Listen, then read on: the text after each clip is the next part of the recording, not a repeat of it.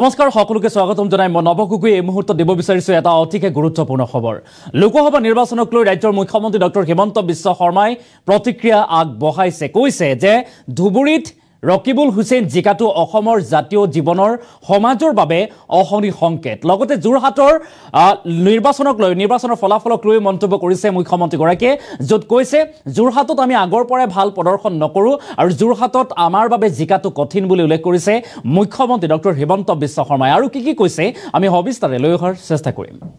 এটা ডাঙৰ খবৰ এই মুহূৰ্তত ব্ৰেকিং নিউজ যে লোকসভা নিৰ্বাচনৰ ফলাফলক লৈ ৰাজ্যৰ মুখ্যমন্ত্ৰী ডক্টৰ হিমন্ত বিশ্ব শৰ্মাৰ ডাঙৰ মন্তব্য ৰকিবুলৰ বিজয় সমাজৰ বাবে অহনি সংকেত ৰকিবুলৰ বিজয় সমাজৰ বাবে অহনি সংকেত বুলি উল্লেখ কৰিছে মুখ্যমন্ত্ৰী গৰাকীয়ে যোৰহাটত আমি আগতেও ভাল ফলাফল নকৰো এনে এক মন্তব্য কৰিছে মুখ্যমন্ত্ৰী গৰাকীয়ে যোৱাবাৰ আমি যেনে তেনে ৮০,০০০ ভোটত জয়ী হৈছিলো যোৰহাটত বিধানসভা নিৰ্বাচনত আমি ১০খন আসনৰ ৬খনতে হাৰিছিলো বুলি উল্লেখ কৰিছে মুখ্যমন্ত্ৰী গৰাকীয়ে যোৰহাটৰ আসনখন পোৱাটো আমাৰ বাবে আগৰ পৰাই টান আগৰ পৰাই কঠিন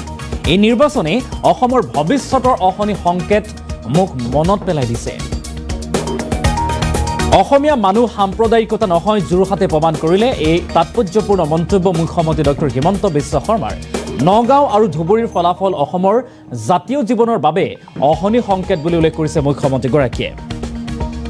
লোকসভা নিৰ্বাচনৰ ফলাফলক লৈ এনেদৰে শেহতীয়াভাৱে মুখ্যমন্ত্ৰী ডক্টৰ হিমন্ত বিশ্ব শৰ্মাৰ ডাঙৰ মন্তব্য বা প্ৰতিক্ৰিয়া ৰকিবুল বিজয় সমাজৰ বাবে ৰকিবুলৰ যি বিজয় সেই বিজয় সমাজৰ বাবে অহনি সংকেত বুলি উল্লেখ কৰিছে মুখ্যমন্ত্ৰী গৰাকীয়ে লগতে যোৰহাটক লৈ কৈছে যোৰহাটত আমি আগতেও ভাল ফলাফল নকৰো যোৰহাটত আমি আগতেও পৰাস্ত হৈছো কিন্তু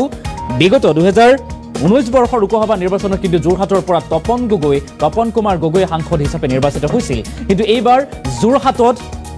গৌৰৱ গগৈয়ে এক বৃহৎ ভোটৰ ব্যৱধানত পৰাস্ত কৰিলে তপন গগৈ আৰু তাৰ পাছতেই মুখ্যমন্ত্ৰী গৰাকীয়ে কৈছে যে যোৰহাটৰ আসনখন পোৱাটো আমাৰ বাবে আগৰ পৰাই টান বুলি উল্লেখ কৰিছে আৰু এই নিৰ্বাচনে অসমৰ ভৱিষ্যতৰ অহনি সংকেত মোক মনত পেলাই দিছে বুলি মন্তব্য মুখ্যমন্ত্ৰী ডক্টৰ হিমন্ত বিশ্ব শৰ্মাৰ অসমীয়া মানুহ সাম্প্ৰদায়িকতা নহয় যোৰহাটে সেই কথা প্ৰমাণ কৰিলে নগাঁও আৰু ধুবুৰীৰ ফলাফল অসমৰ জাতীয় জীৱনৰ অহনি সংকেত বুলিও এক প্ৰকাৰে উল্লেখ কৰিছে মুখ্যমন্ত্ৰী ডক্টৰ হিমন্ত বিশ্ব শৰ্মাই লোকসভা নিৰ্বাচনক লৈ এনেদৰে শেহতীয়াভাৱে মুখ্যমন্ত্ৰীগৰাকীৰ এক তাৎপৰ্যপূৰ্ণ মন্তব্য যি মন্তব্যক লৈ এতিয়া ৰাজ্যজুৰি সৰব প্ৰতিক্ৰিয়া বা চৰ্চা হোৱা দেখিবলৈ পোৱা গৈছে যে পূৰ্বতে দেখিবলৈ পোৱা গৈছিল যোৰহাটত আমি জয়ী হমেই বুলি উল্লেখ কৰিছিল মুখ্যমন্ত্ৰী ডক্টৰ হিমন্ত বিশ্ব শৰ্মাৰ লগতে ৰাজ্যিক কেবিনেটৰ প্ৰায় সকলো মন্ত্ৰীয়ে তাৰ পাছতেই এতিয়া মুখ্যমন্ত্ৰীগৰাকীয়ে এক মন্তব্য কৰিছে য'ত মুখ্যমন্ত্ৰীগৰাকীয়ে কৈছে যে যোৰহাটত আমি জয়ী হোৱাটো টান আগৰ পৰাই আমি জয়ী হোৱাৰ বাবে কঠিন হৈ আহিছে যোৰহাটত আৰু তাৰ বাবে এইবাৰো পৰাস্ত হোৱাৰ পাছত এনেদৰে মন্তব্য কৰিছে মুখ্যমন্ত্ৰীগৰাকীয়ে লগতে ধুবুৰী আৰু নগাঁও লোকসভা সমষ্টিত যি ফলাফল সেই ফলাফলক লৈ মুখ্যমন্ত্ৰীগৰাকীয়ে উল্লেখ কৰিছে যে কৈছে নগাঁও আৰু ধুবুৰীৰ ফলাফল অসমৰ জাতীয় জীৱনৰ বাবে অহনি সংকেত মন্তব্য আছে মুখ্যমন্ত্ৰীগৰাকীয়ে কি কৈছে আমি প্ৰথমৰ পৰা মন্তব্যটো আগবঢ়োৱাৰ চেষ্টা কৰিম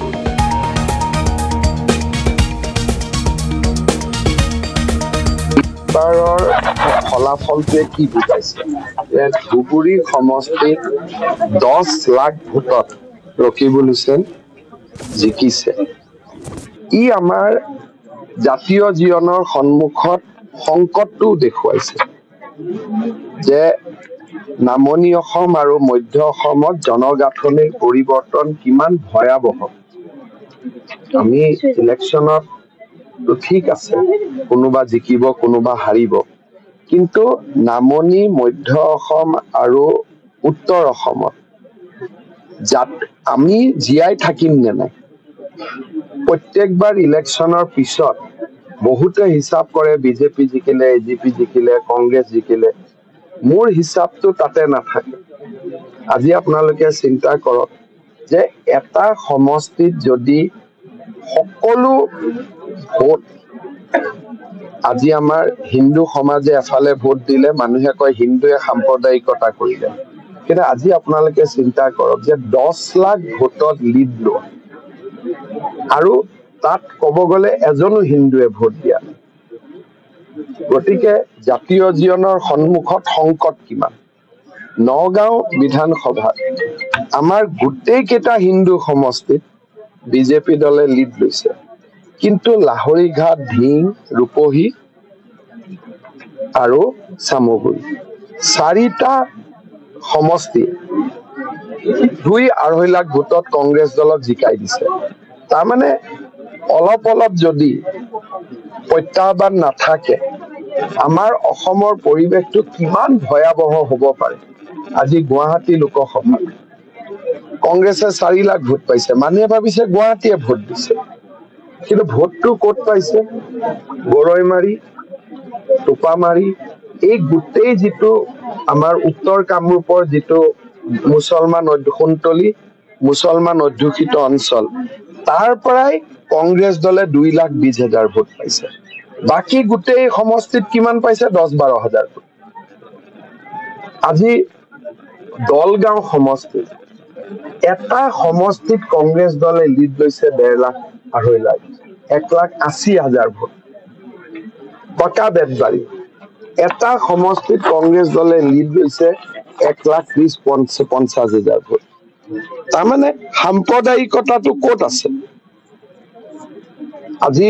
সাম্প্ৰদায়িকতাবাদ কোনে কৰে?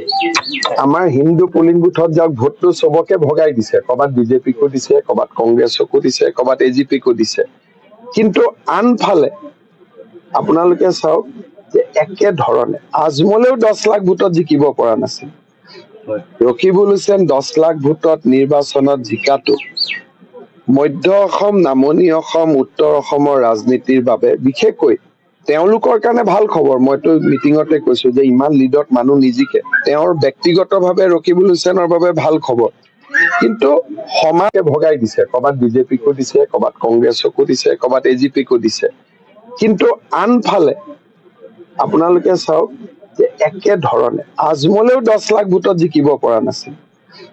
ৰকিবুল হুছেইন 10 লাখ ভোটত নিৰ্বাচনত জিকাটো মধ্য অসম, নামনি অসম, উত্তৰ অসমৰ ৰাজনীতিৰ বাবে বিশেষকৈ তেওঁলোকৰ কাৰণে ভাল খবৰ। মইতো মিটিঙতে কৈছো যে ইমান লিডত মানুহ নিজিকে, তেওঁৰ ব্যক্তিগতভাৱে ৰকিবুল হুছেইনৰ বাবে ভাল খবৰ। কিন্তু সমাজৰ বাবে ই এটা অশনি সংকেত দিছে। গতিকে মই ভাবো চব যোৰহাটত আমি আগতেও ভাল নকৰো, 80,000 ভোটত যোৱাবাৰ আমি যেনে তেনে জিকিছো। বিধানসভা নিৰ্বাচনতো আমি